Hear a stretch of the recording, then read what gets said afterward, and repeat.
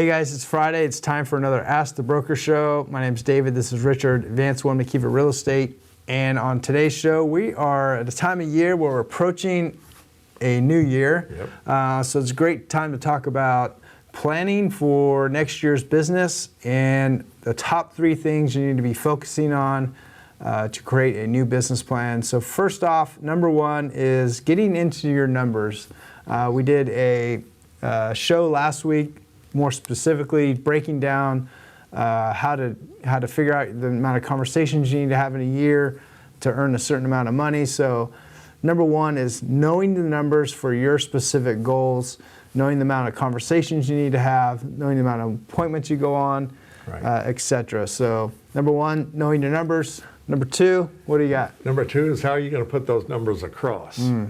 We have open houses, we have cold calling, we have warm calling, we have door knocking, we have advertising, we have videos, we have social media. There's lots of choices, but you got to pick your 2 or 3 that you think you're going to be good at and that you're going to like to do. Yeah. And then incorporate those numbers into these, and that will really set you forth with your plan. But there is a third one to make sure, about 3, to make sure you get this right. What's that one, David? Yeah, the third one is once you know your lead sources you want to focus on and you create a marketing plan for each one of those, you have those, you know what you need to do. Now it's a matter of figuring out when you're going to do it. And that comes down to number 3, and that's a schedule. Yes. So you want to create an ideal monthly and weekly schedule for each of those action items. So let's say you want to send an email out once a week. Okay, what day of the week is that going to go out on? Let's say you want to do 2 videos a week. Okay, what 2 days is that going to go out on? What days am I going to shoot the videos?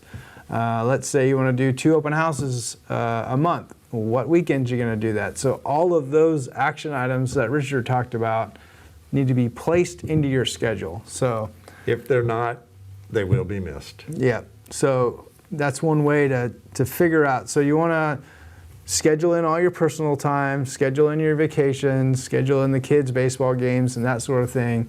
And then you fill in all the work-related stuff. And the trick is not let anything impeding upon your schedule. So if you have an hour worth of prospecting time, stick to that and don't let anybody impede upon on that time.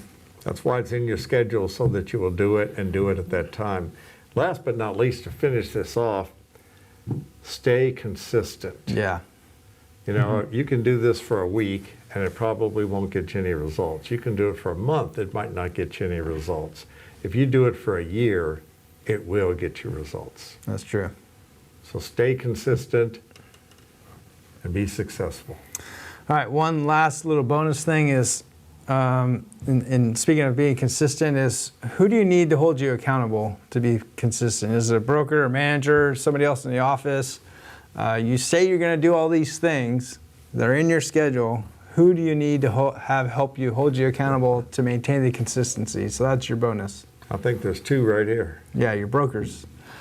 All right, so we just a quick review. Know your numbers, figure out your action plan, put it in your schedule, and have consistency through accountability. Yep. Thanks, you guys. Hopefully that helps. We look forward to seeing your business plans moving forward. If you have any questions about this, reach out. We'll see you guys on the next Ask the Broker show. See you then.